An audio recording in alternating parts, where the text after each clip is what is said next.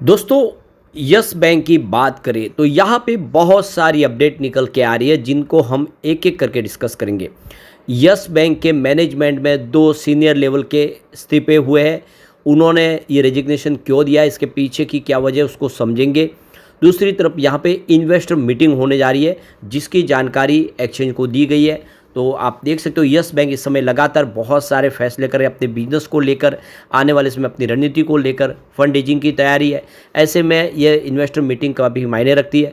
इसके अलावा जो बड़ी ब्लॉक डील हुई थी उसकी जानकारी निकल के आ चुकी है, किसने वो शेयर बेचे थे जिसकी वजह से आप देखें तो भारी भरकम शेयर नीचे आया था, उसकी जानकारी हमारे सामने आ चुकी है। और दूसरी और दो तीन बड़ी अपडेट है जिनको हम एक एक करके डिस्कस करेंगे।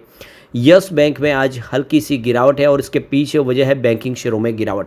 क्या यस बैंक अब यहाँ से आने वाले समय कुछ बेहतर करेगा, जानने की कोशिश करेंगे इस वीडियो के माध्यम से। लेकिन फ्रेंड्स, उससे पहले अगर आप पहली बार हमारे चैनल पे आए तो चैनल को सब्सक्राइब कर दीजिए, एक बेल आइकॉन दबा दीजिए ताकि जब भी नया वीडियो बने पहला नोटिफिकेशन आपको मिले। वीडियो पसंद आए तो लाइक से ज़रूर कीजिए। चलो फ्रेंड्स, वीडियो स्टार्ट करते हैं। मैं हूँ आपका दोस्त SB दवे और हमारे अपने चैनल ऑनलाइन कमाई में आपका बहुत बहुत स्वागत है। तो सबसे पहले हम निफ्टी बैंक की बात कर ले। आज 55,669 के स्तर पर इस समय है जहाँ पे 0.013% की गिरावट है। गिरावट हल्की सी है लेकिन है। अगर हम बात करें निफ्टी प्राइवेट बैंक की तो 27,316 के स्तर पर इस समय आपको दिखाई देगा जहाँ पे 0.19% की गिरावट है।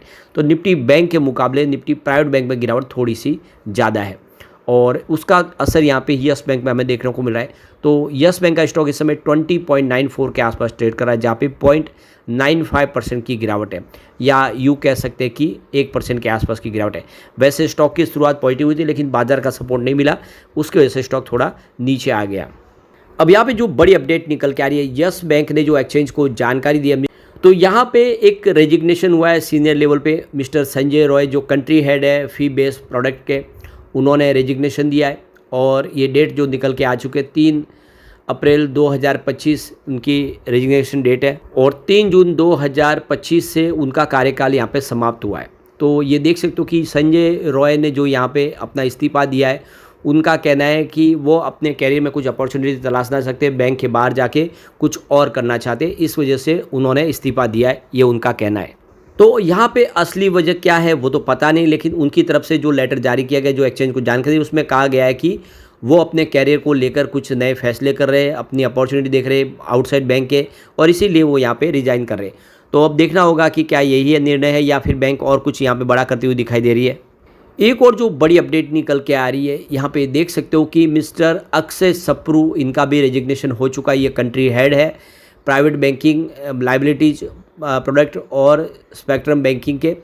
तो ये देख सकते हो पिछले दिनों खबर निकल कर आई थी कि बैंक अपने सीनियर लेवल के कुछ मैनेजमेंट में बदलाव करी है, कुछ यहाँ पे इस्तीफे होंगे, और यही बात अब यहाँ पे क्लियर होते हुए दिखाई दे रही है कि ये सीनियर लेवल के जो जिनके नाम पहले आ चुके थे उनके इस्तीफे अब यहाँ पे हो चुके हैं।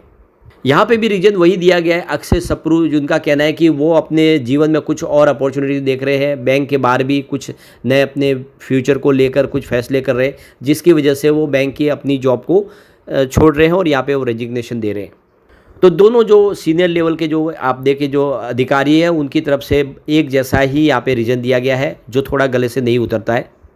तो 3 अप्रैल को इनका यहाँ पे रेजिग्नेशन आया था और 3 जून से आप देख सकते हो, यानी 4 जून 2025 से उनका कार्यकाल समाप्त हो चुका है। यानी आप देख सकते हो कि वो भी अब यस बैंक का हिस्सा नहीं है। तो लगातार एक के बाद एक इस्तीफे हो रहे हैं। अब आप देख सकते हो कि नए इन्वेस्टमेंट भी आ रहा है, कुछ नए फैसले लिए जा रहे हैं, मैनेजमेंट में बदलाव हो रहा है। बहुत जल्द यहाँ पे प्रशांत कुमार की जगह पे भी कोई नया आपको CEO दिखाई देगा यस बैंक में। एक और जो बड़ी अपडेट निकल के आ रही है, यस बैंक की इन्वेस्टर इंस्टीट्यूशनल मीटिंग होने जा रही है जिसकी जानकारी एक्सचेंज को दी गई है। तो डेट आ चुकी है। आप देखो कि यह इवेंट का जो नाम है Jefferies India access day US, और ये जून 9 से लेकर 10 2 दिन का ये इवेंट होने जा रहा है और फिज़िकल मोड में होगा। आप देख सकते हो कि इसका नेचर जो मीटिंग का है वो 1-to-1x मीटिंग होगी और लोकेशन न्यूयॉर्क के अंदर है। तो ये न्यूयॉर्क के अंदर US बैंक की मीटिंग होने जा रही है। यानी अब देखें तो कुछ ग्लोबल लेवल पर बड़े फैसले लिए जा रहे हैं। दूसरी Jefferies India access day meeting जो है ये UK में होगी और ये होगी 12 से लेकर 13 जून 2025 को, ये फिजिकल रूप से होगी। और ये भी देख लो कि 1x1x मीटिंग है और ये लंदन में होगी। तो अमेरिका और लंदन दो जगह पे यहाँ पे यस बैंक अपनी मीटिंग करने जा रहे हैं। कुछ बड़ा होने की तैयारी यहाँ पे दिखाई दे रही है। और ग्लोबल लेवल पे जिस तरह से मीटिंगें हो रही है, फैसले लिए जा रहे हैं, क्योंकि कंपनी को एक फंड रेज भी करना है, जिसके लिए भी हो सकता है ग्लोबल मार्केट से कुछ अपॉर्चुनिटी देखी जाए। दूसरी एक जो बड़ी अपडेट और निकल के आ रही है, यस बैंक की यहाँ पे इन्वेस्टर इंस्टीट्यूशनल मीटिंग अब इंडिया के अंदर भी होने जा रही है, जिसकी जानकारी भी हमारे सामने आ चुकी है। तो यहाँ पे देखिए इंडिया के अंदर जो पहला इवेंट होगा जिसका नाम है MK conference India ascending the next leap, और ये अगस्त को होगा, 12 से लेकर 14 अगस्त 2025, यानी 3 दिन का ये इवेंट होने जा रहा है। फिजिकल रूप से होगा, ग्रुप मीटिंग होगी और ये होगी, इसकी लोकेशन दी हुई है मुंबई की। दूसरा यहाँ पे जो इवेंट होने जा रहा है वो है अश्वमेध एलेरा इंडिया डायलॉग्स 2025 इंडिया एडिशन। ये सितंबर में होगा, 2 से लेकर 4, 3 दिन का ये भी इवेंट होगा। फिजिकल रूप से ये भी होगा और ग्रुप मीटिंग है मुंबई के अंदर। तो लगातार यस बैंक बहुत सारे फैसले कर रही है। इंडिया में भी और ग्लोबल मार्केट में मीटिंग का दौर शुरू हो गया है। ये इशारा कर रहा है कि यस बैंक आने वाले समय कुछ बड़ा करता हुआ दिखाई देगा। अब यहाँ पे देख सकते हो कि हमने देखा था कि यस बैंक के शेयर में ज़बरदस्त गिरावट हुई थी, क्योंकि यहाँ पे भारी भरकम करोड़ों शेयर की बिकवाली की थी, और उसकी अब जानकारी हमारे सामने आ चुकी है। और वो है CA बास्क्यू, जिसने 2.62% की अपनी हिस्सेदारी बाजार में बेच दी है।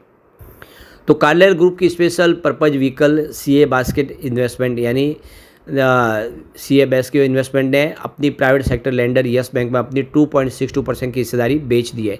इस बिक्री के बाद अब बैंक में मॉरिशस स्थित CA बास्क्यू की हिस्सेदारी 4.22% रह गई है, जो 9% के आसपास थी। हालांकि खास बात यह है कि इस बिक्री के चलते 29 जुलाई 2022 को बैंक के साथ निवेश समझौते की शर्तों के मुताबिक CA बस के पास बोर्ड में नॉमिनेशन के राइट्स के लिए ज़रूरी मिनिमम होल्डिंग नहीं रह गई है। यानी अब वो यहाँ पे अपना जो भी नॉमिनल जो है कोई अधिकारी रख सकते हैं, अब वो नहीं होगा। तो जो नॉमिनेशन राइट्स है वो उनके ख़त्म हो चुके हैं। समझौते की शर्तों के मुताबिक अब CA बस बैंक के बोर्ड ऑफ डायरेक्टर में नहीं रह सकता, और अब उनको जो भी उनका बोर्ड ऑफ डायरेक्टर में एक सदस्य होगा उसको बाहर करना होगा। तो बिल्कुल उन्होंने अपनी स्टेक को काफ़ी कम कर लिया है। ये FDI के माध्यम से निवेश आया था करीब 9% के आसपास का, वो घट के अब 4% के आसपास रह गया है। तो CA बास्के की बिकवाली के अलावा बैंक में और अहम जो कॉर्पोरेट इक्विटीज़ हुई है, कुछ दिनों पहले ही बैंक के बोर्ड ने इक्विटी और डेट के जरिए 16,000 करोड़ रुपए की पूंजी जुटाने की मंजूरी दे दी है। इस इक्विटी सिक्योरिटीज़ के जरिए अधिकतम 7,500 करोड़ रुपए तक की फंड जुटाने की मंजूरी मिली है, और वो भी इस तरह से कि इस पूरी प्रक्रिया में बैंक की कुल हिस्सेदारी में से 10% से अधिक का डायल्यूशन नहीं होगा। इसमें कन्वर्टेबल डिबेंचर्स से डायल्यूशन भी 8,500 करोड़ तक का फंड जुटाने की मंजूरी मिली है, जिसमें अधिकतम 10% डायल्यूशन की सीमा रखी गई है। इसके अलावा एक्सचेंज फाइलिंग के मुताबिक बोर्ड ने बैंक के आर्टिकल्स ऑफ एसोसिएशन में बदलाव को भी मंजूरी दी है, जिसके तहत यहाँ पे SMBC को बोर्ड में 2 और SBI को एक नॉन इंडिपेंडेंट डायरेक्टर और नॉन इंडिपेंडेंट डायरेक्टर के नॉमिनेट का अधिकार होगा, जो RBI शेयर होल्डर की मंजूरी के अधीन होगा। तो ये बड़े फैसले ले लिए गए, और ये इशारा करे कि यस बैंक में बहुत जल्द कुछ बड़ा होता हुआ दिखाई देगा। ऐसे में यस बैंक आने वाले समय कमाल कर सकता है। लेकिन फ्रेंड्स, कोई भी इन्वेस्टमेंट करने से पहले अपने फाइनेंशियल एडवाइजर से एडवाइस ले ले, या अपना खुद का रिसर्च करें, क्योंकि मैंने वीडियो आपके एजुकेशनल पर्पज़ के लिए ही बनाया। वीडियो पसंद आए तो लाइक से जरूर कीजिए और चैनल को सब्सक्राइब कर दीजिए। Thank you friends.